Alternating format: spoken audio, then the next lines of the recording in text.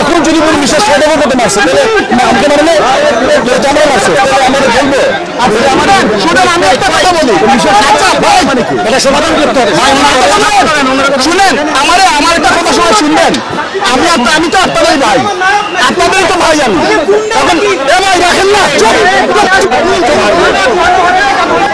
আমরা কি একটা সমাধান চাই কিনা আমরা কি সমাধান চাই কিনা আপনারা দেখতে পাচ্ছেন যে আহত যেসব গণমাধ্যম কর্মীরা রয়েছেন তাদেরকে কিন্তু হাসপাতালে নেওয়া হচ্ছে সেই বিষয়টি দেখছি বেশ কয়েকজন গণমাধ্যম কর্মী কিন্তু গুরুতর আহত হয়েছেন এবং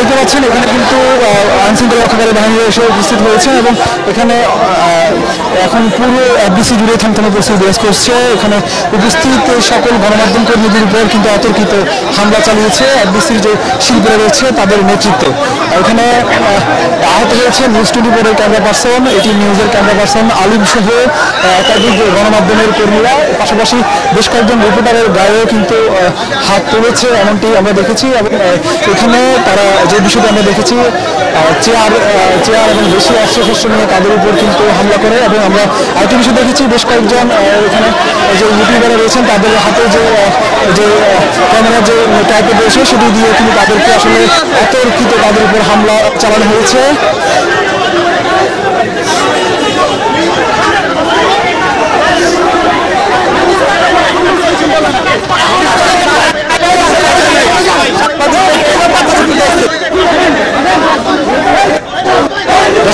আমরা দেখতে পাচ্ছি পুলিশের যে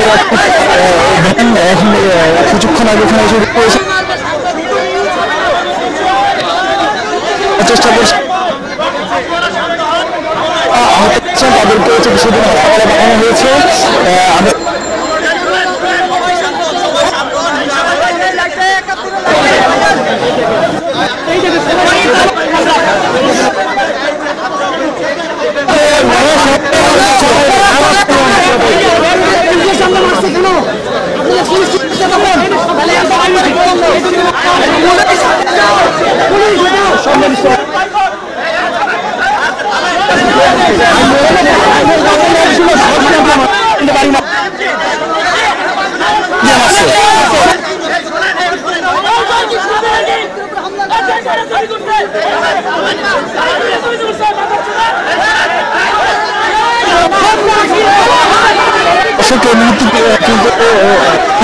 যে গণমাধ্যম কর্মী আহত হয়েছেন তাদের সহকর্মীরা কিন্তু বিভিন্ন স্লোগান দিয়ে যাচ্ছেন তারা শিল্পী সমিতির যে অনুষ্ঠানটি ছিল সেই অনুষ্ঠানটি কেন্দ্র করে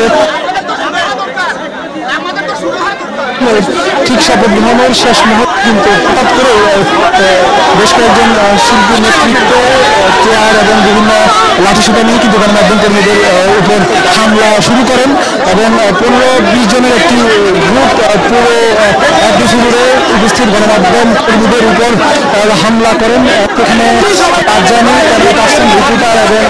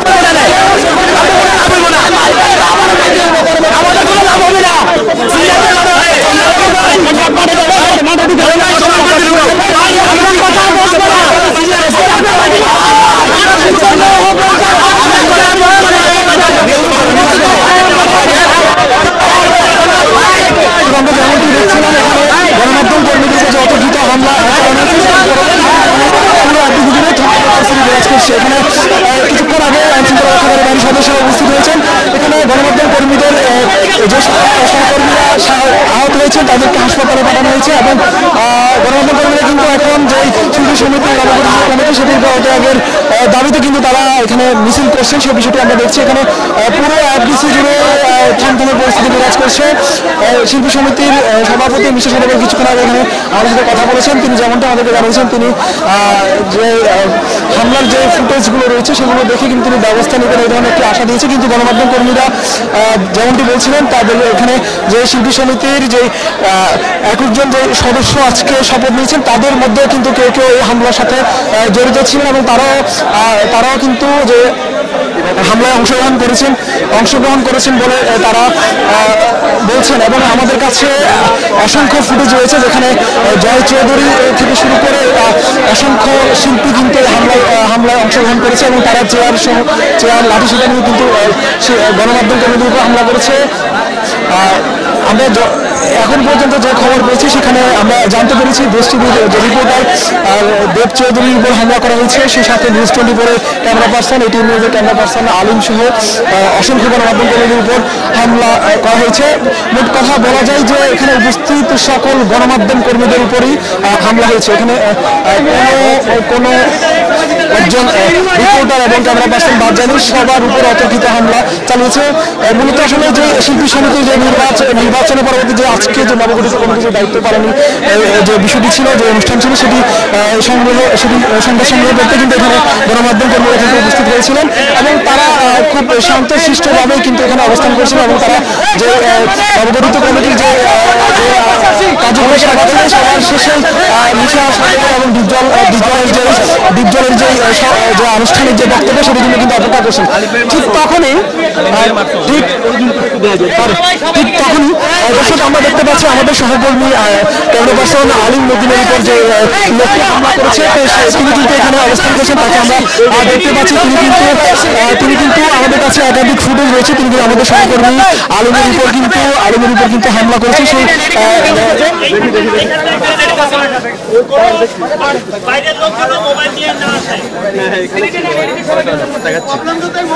হয়ে গেছে ভাই একটু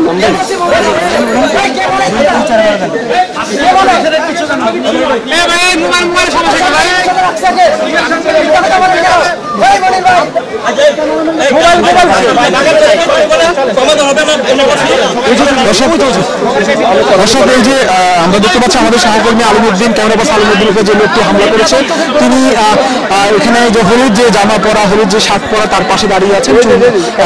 আমরা দেখতে পাচ্ছি আমাদের সহকর্মী RTVর যে আসিফ বিদ্যালয়ের পাশে দাঁড়িয়ে অবস্থান করছেন। তিনি কিন্তু আমাদের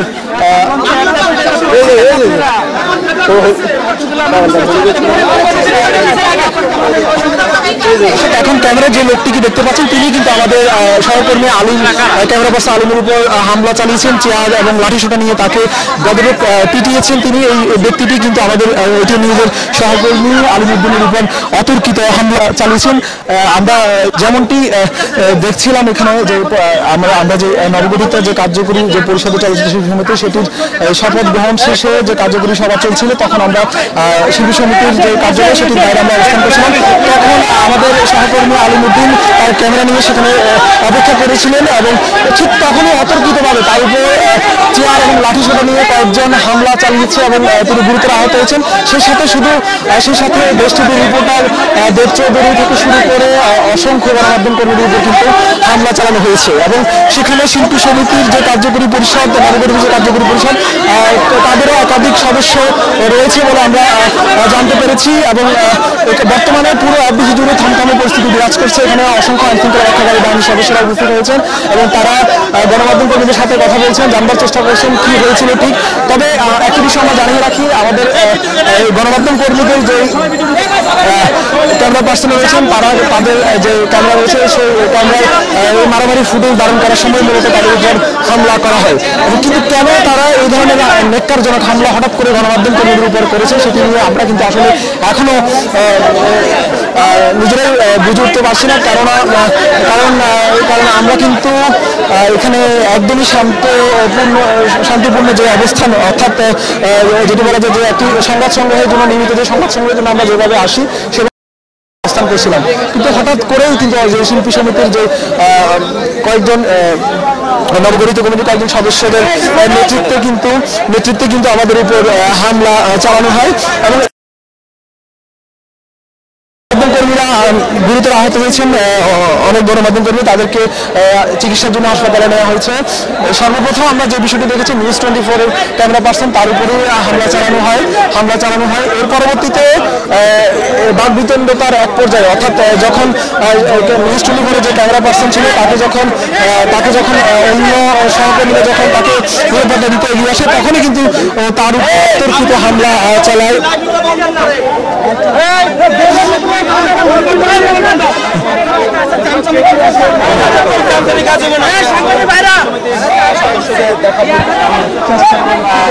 তারা আসলে কি সিদ্ধান্ত নেয় সেটি আসলে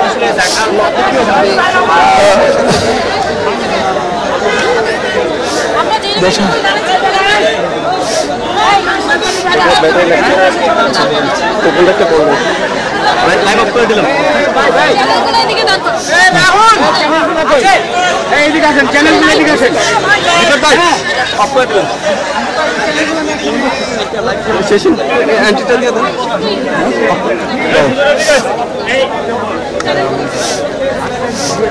দর্শক, আপনারা দেখতে পাচ্ছিলেন যে গণমাধ্যম কর্মীদের উপর যে অতর্কিত যে হামলা চালিয়েছে সেটির সর্বশেষ পরিস্থিতি জানাচ্ছিলাম। এখানে পুরো এফডিসি জুড়ে থমথমে পরিস্থিতি বিরাজ করছে এবং সেই সাথে এখানে আইনশৃঙ্খলা রক্ষাকারী বাহিনীর সদস্য উপস্থিত হয়েছেন। তো পরবর্তীতে আমরা আরও জানার চেষ্টা করবো এখান থেকে সর্বশেষ এফডিসিতে কী হচ্ছে বা গণমাধ্যম কর্মীদের উপর যে হামলা চালিয়েছে তাদের বিরুদ্ধে কী ব্যবস্থা নেওয়া হচ্ছে সেটির পরবর্তীতে আমরা আরও আপডেট জানানোর চেষ্টা করবো।